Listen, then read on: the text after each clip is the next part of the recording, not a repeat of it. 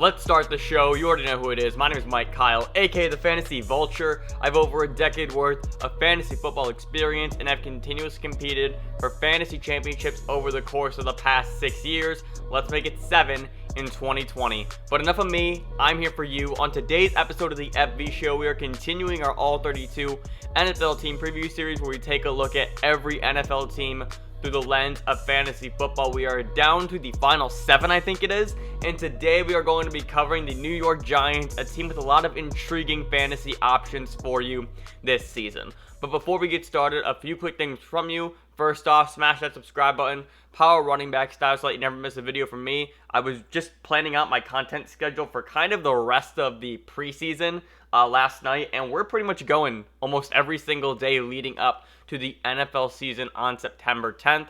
Also hit that like button down below, like an open receiver downfield, Patrick Mahomes style. And last but not least, you can shoot me a text, 330-302-1554. If you want to get in direct contact with me, talk some fantasy, talk some ideas that you have, whether it's draft strategy or in-season waiver pickups or just trade offers, whatever the case may be, that's going to be my hub for all of my one-on-one fantasy advice this season.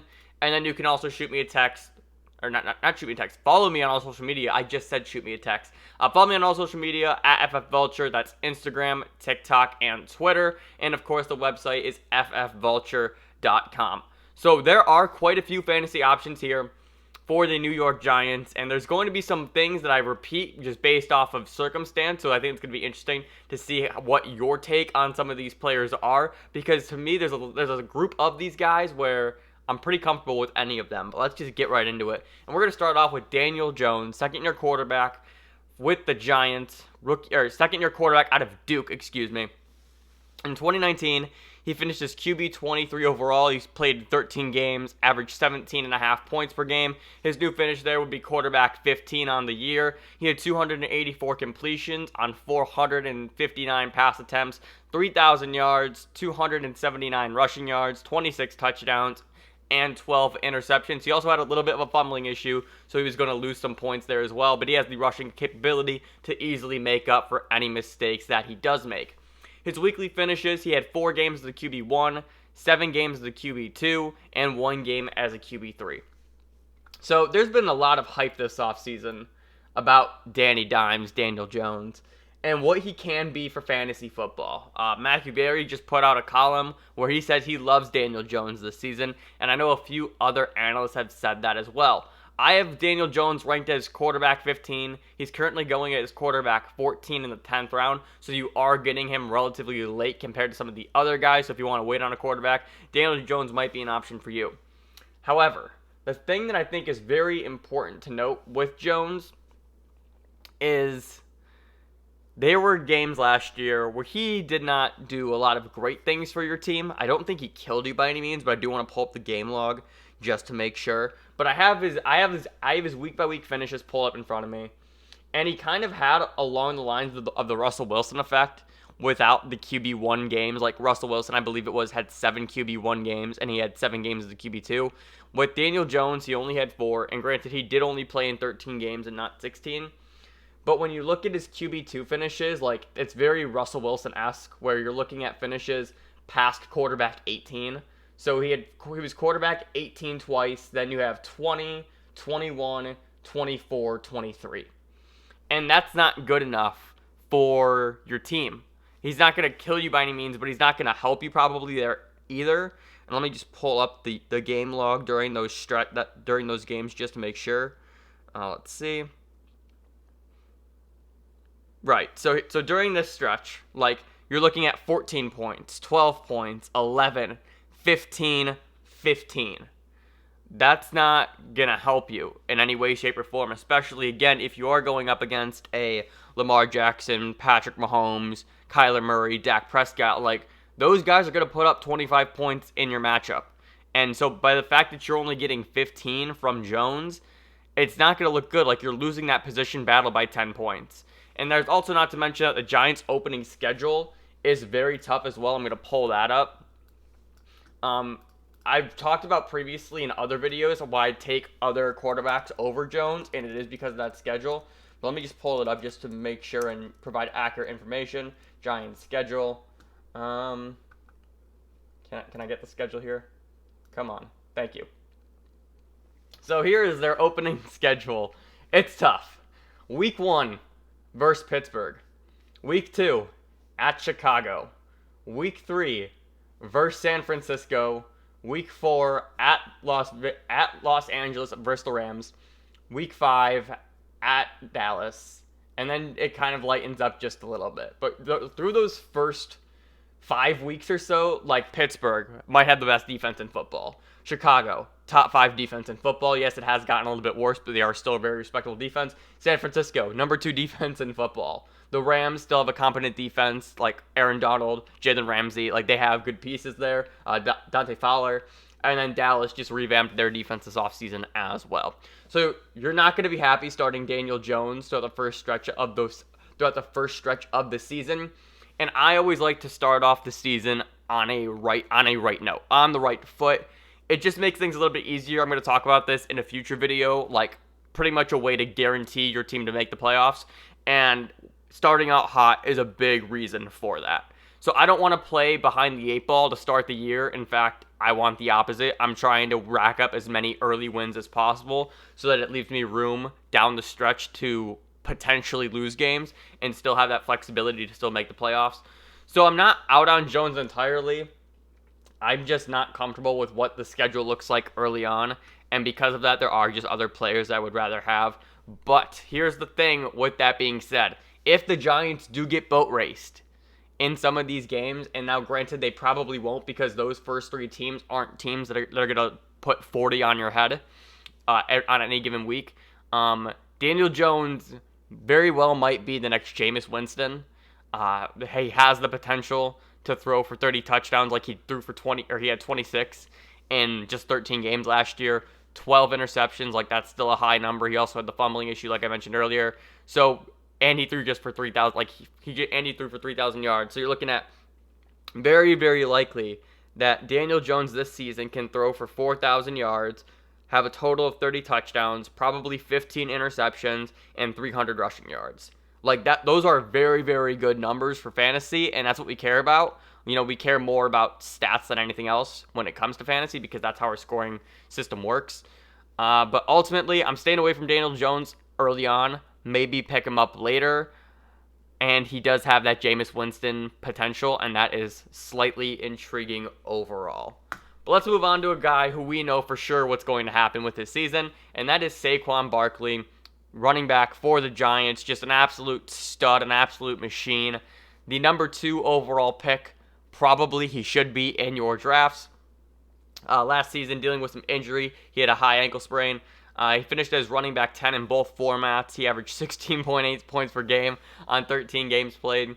His new finish is running back number 6, and you drafted him, top 3. So while he does let you down a little bit there, it's really not too big of a deal, especially with some of the running backs that really emerged last year.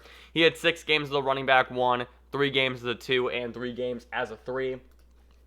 He had 217 carries, 52 receptions, 1,000 rushing yards, 438 receiving yards, and 8 touchdowns. I like this. This is so cut and dry for me. Like, just take Saquon Barkley. Like, the only thing with Barkley, and this is the one reservation that I have, even though I still have him as my number 2 because he is such a great pass catcher as well, is one, Barkley is game script proof, so that's good.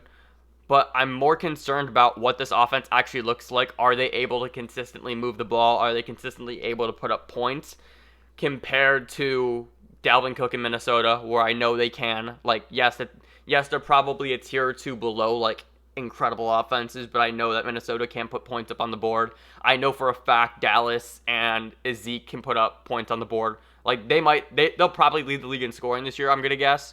And then in New Orleans, Alvin Kamara and the Saints, they can also put up 30 points per game pretty easily. So I know that those 3 guys all have the opportunity to consistently get in the end zone. I think the question is, does Barkley have that same opportunity as well? When you're on the clock at number 2, we're just going to assume that CMC goes number 1. You're really just splitting hairs as to guys you like and why. But when we've seen Barkley on the field, he has been incredible.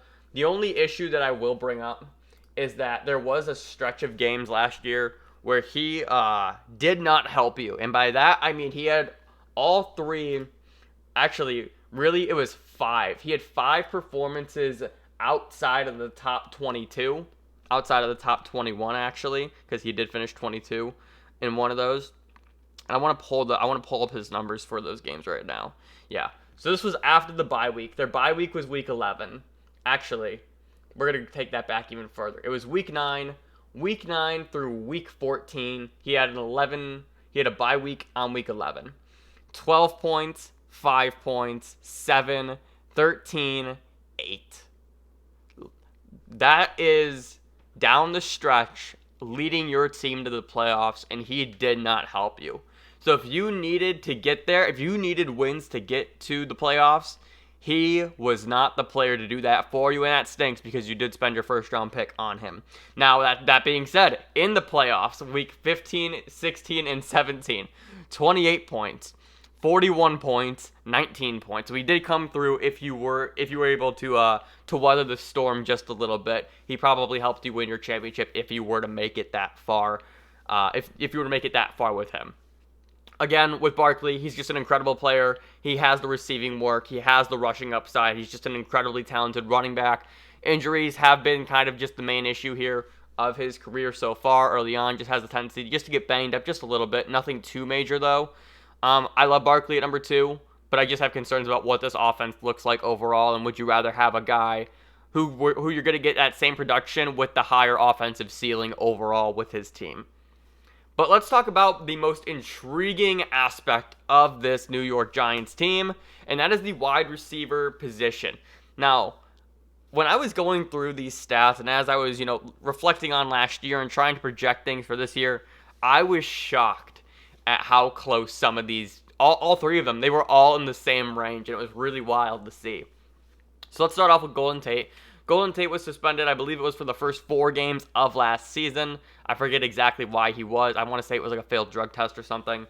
Yes, that's exactly what it was. And so in 2019, he finished as wide receiver 41 in standard and 43 in PPR. However, when he was on the field, he averaged 11.5 points per game on those 11 games played. His new finish is wide receiver 29, which is very, very good. He had 85 targets, 49 catches, 676 receiving yards, and 6 touchdowns. I really want to talk about the weekly finishes here because Golden Tate has always been a guy who's been extremely underrated for fantasy. He's a great player in PPR. And the fact that you got a total of 9 games, 9 of his 11 games were inside the top 36. That's exactly what you want from a guy that you're going to draft after the 10th round. You just want that consistent floor, very similar to Jamison Crowder, who I love this year. And really just being able to have that depth piece to where if you need a flex option for any given week, you can start him there. If your wide receiver 2 gets hurt, you can substitute him into that spot, and he's not going to kill you by any means. So it was really exciting to see Golden Tate produce so well in his first year with the Giants, especially with the rookie quarterback in Daniel Jones. There were a lot of games where he actually was producing 11 points per game for you. I want to pull that up right now as I was going through it again. That's the one thing that's really interesting about that average number, right? The average points per game is how close were they actually to hitting that mark every single week, or was it an instance where he averaged, or was it an instance where he scored 20 points one game and then only had 2 points the next game? We're going to talk about a few other players who were kind of in that same vein. But with Golden Tate, it was legitimately that. 19 points, 11, 12.5, 20, 8.8, 10.8, 11.6, 12.6, 15.3. Like this, you were getting consistency out of Golden Tate last year. So when I really looked at these numbers in particular, I have him ranked as the highest of the Giants wide receivers, and that's just simply because I want to value that consistency more than anything, because what you're going to see is all of these guys had extremely similar production. And so I'm just going to take the guy where I think has the most consistent floor week in and week out, especially during this year where depth is going to matter so much more. His ADP is currently wide receiver 51, going in the 11th round towards the back of the 11th. So you're basically getting a free startable wide receiver who can easily finish inside the top 36 on any given week. He did that 9 out of his 11 games, and he was just overall super solid. for your team last year if you held on to him after your draft once the suspension came down, or if you picked him off the waiver wire for your team. Now let's move on to Sterling Shepard. Sterling Shepard in 2019 finished as wide receiver 54 in standard and 50 in PPR. He had 2 games as a wide receiver 1, 2 games as a wide receiver 2, and 1 game as a wide receiver 3. 83 targets, 57 catches, 576 yards, and 3 touchdowns, 11.6 points per game on 10 games played. His new finish is wide receiver 30. So he actually finished 1 spot below Golden Tate in the adjusted rankings. His ADP is currently wide receiver 45, so I don't remember if he's the first Giants wide receiver off the board, off the top of my head. I guess I'll look when Slayton is when we discuss Darius Slayton up next. I have him ranked as wide receiver 43. For me, it was just as simple as I don't fully know what to do with these Giants wide receivers. I just talked up Golden Tate a lot. I do have Shepard 1 spot ahead of Slayton. And for me, the moral of everything that I'm trying to say here about the Giants wide receivers when it comes down to it, I won't be the guy who drafts one of them first. I'm going to be the guy that drafts the last one. Very similar to AJ Green, Tyler Boyd, very similar to Tyler Lockett, DK Metcalf. Give me the one that falls, because all of these guys are going to produce for you. Now, at what levels they produce, that's kind of a different story, and I'm going to talk about that in just a moment. But they all should be valuable in some shape, way, or form this season for fantasy, so I'm not going to be the one that reaches for one. I'll just take the one that drops to me, because they're all being drafted right around the same range. With Sterling Shepard, I think this is the thing that's really important to note. He did miss 6 games with injury, and his 11 points per game, that's really what I'm talking about when I just mentioned before how that number can be a little bit deceiving, like how close was he to actually, hitting that week in and week out.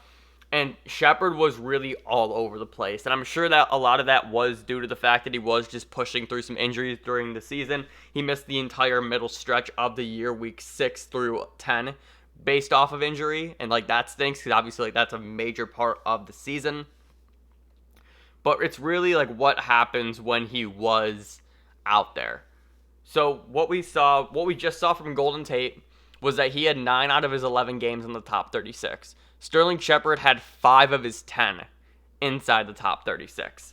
Some of his games include a 7-point performance against Dallas, followed by a 23-point performance against Tampa Bay, and then just going down the list a little bit further, a 6-point game against Chicago, followed by an 11.5-point game against Green Bay, a 5.6 game against Philadelphia, followed by a 15.6 game against Miami, and then he closes out the year with a 16.6 game against Washington, and follows that up with a 6.4 game against Philadelphia. So basically you were getting this zigzagging effect with Sterling Shepard, where it was 1 game up, 1 game down, and that just becomes super unpredictable for your fantasy team, like which version of Sterling Shepard are you going to get. However, the one thing that I will say is looking at the target share throughout this team, if you just look at last season, all these guys finished with around 84 targets, but when you pace out Sterling Shepard throughout the full season, he would have ended up with 132 targets, and that was 9 targets more than Golden Tate would have ended up with. Had he also played a full season, Golden Tate would have ended up with 123. So ultimately, the opportunity should come for Sterling Shepard. You're hoping that touchdown number goes up just a little bit, as well as the catches and yards, just naturally based off of more volume and more opportunity. But there are a lot of mouths to feed, and once again, I'm just going to take the one that falls last to me in my drafts. And we're going to wrap up the wide receiver core with Darius Slayton, rookie wide receiver entering his sophomore season. His 2019 finish was wide receiver 33 in standard, 35 in PPR. He had 3 games as a wide receiver 1, 1 game as a 2, and 1 game as a wide receiver 3. In 2019, he put up 84 targets, 48 catches, 740 yards, and 8 touchdowns, 10.4 points per game on 14 games played. His new finish is wide receiver 34. So, this is really what I want to focus in on, right? The target numbers that I just read to you for all 3 of those guys. Darius Slayton, 84 targets. Sterling Shepard, 83 targets. Golden Tate, 85 targets. Now, granted, they all played a different amount of games, but Sterling Shepard played 10 games. Golden Tate played 11, and Darius Slayton played 14. And I just think it's really interesting how incredibly spread out this offense was in terms of the wide receivers. But I do think the other important thing to note, just because I did note this with Shepard and for Golden Tate, Slayton played 3 more games than Tate and 4 more games than Shepard. Despite that, he only finished in the top 36 5 times. So his percentage was the worst of the 3 of finishing inside the top 36. And really, when you look at the breakdown of everything, I want to pull this up. When you look at the breakdown of how they finished week in and week out, Slayton's games predominantly came when Shepard was injured. Just to pull that up again, what did I say? Yeah, Shepard was missed. Let's see. Shepard was week 5. Yeah. So the thing here is he had. Well, can you even say that? Like, that's the interesting thing. I have everything pulled up here in the spreadsheet, and I have like all like their names highlighted, like where they finished week in and week out. And it's like the thing that I find really interesting is everybody kind of had like their own week, and we were basically just playing roulette with this team. So week 3 was Sterling Shepard. He finished inside the top 36. Nobody else did of that group. Actually, Tate missed the first 4 games, like I said. So between Darius Slayton and Sterling Shepard, it was Sterling Shepard's week. The next week, same thing. Slayton did not finish inside the top 36, but Shepard did. Week 5, Darius Slayton inside the top 36. Shepard did not. Week 6, Golden Tate inside the top 36. The other 2 did not. Actually, Shepard misses this whole stretch of games right here.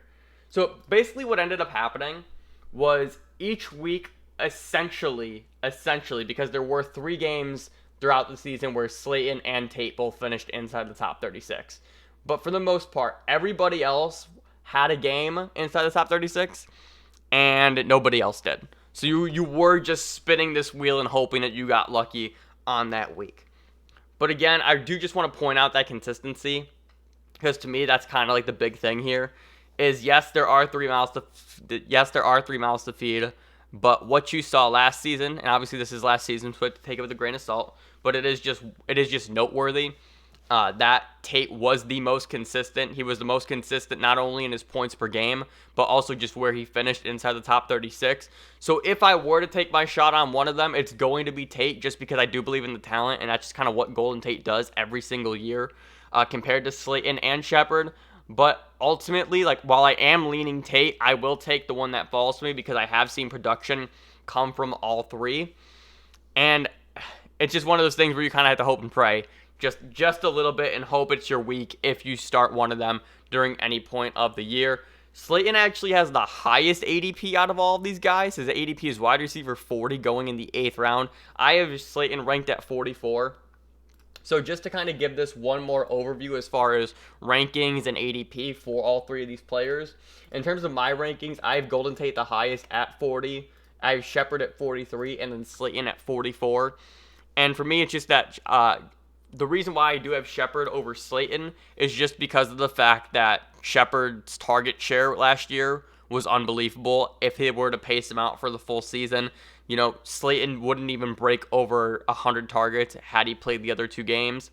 And so I'll take the 30 more targets compared to that Shepard is going to get compared to Slayton.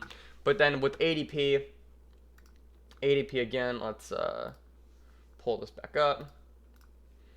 And then with ADP, we have, let's see, where are we at? We have Slayton going at wide receiver 40 in the 8th round. We have Sterling Shepard going in the 10th round at 45. And then Golden Tate is being the last one taken in the 11th round at wide receiver 51. Ultimately, again, just wait. I wouldn't recommend reaching for one of them. I recommend waiting for whatever one drops to you. But I am targeting Tate of the 3. He's my favorite. And lastly, we're going to wrap it up with Evan Engram, tight end for the Giants. Super, super talented guy, but has failed to stay healthy throughout the majority of his NFL career. But when he's on the field, he is spectacular. In 2019, he finished as tight end 19 in standard and 18 in PPR. He had 4 games as the tight end 1, 2 games as a tight end 2, And then he also had 2 games outside of the top 36. He had 68 targets, 44 catches, 467 yards, and 3 touchdowns. When he was on the field, he was averaging 10.9 points per game. He only played 8 seasons and then missed the rest of the year. And his new finish would be tight end number 7. Evan Engram is so damn talented, and it is so frustrating that he just can't stay healthy. Because he legitimately could be a top 5 tight end in fantasy if just stay on the field, man. Please, please, play in bubble wrap. Play in bubble wrap. I have Evan Engram ranked as tight end 8, and it's simply just because I don't know if I want to take the injury risk. His ADP is currently tight end 6, which feels even more crazy. He's so talented, but are you actually going to get production? What happens if he gets hurt? Are you drafting another tight end just in case? We also have to factor in COVID and Corona, and what's going to happen here? So in 2017, he missed 1 game, week 17, and then 2018 he missed 1, 2, 3, 4, 5. He missed 5 games last year, 2 years ago, and then he misses the final 8 games in 2019. So it's been an increasing downslide for him. I do think what's really important to note, and I want to run the math right now because I didn't do it for him. What was he averaging? So he had 68 targets on 8 games. For a 16-game pace, it's 136. So between the receiving core, Evan Engram was on pace to have the most amount of targets. And that's why I'm really excited for him, admittedly, just because I do know what the talent is as well. When you look at what he did early on in the year, just in those 8 games, 4 games is a 1. And with those games, hang on. Oh, I didn't do it for him. Give me a sec. Let's see. So he did have the 4 games of the 1. Yeah, all right, let's see. There we go. So, to start the year, this is what we're really going to talk about here. To start the year, Evan Engram finished week 1 as the tight end 1. Week 2 was the tight end 11.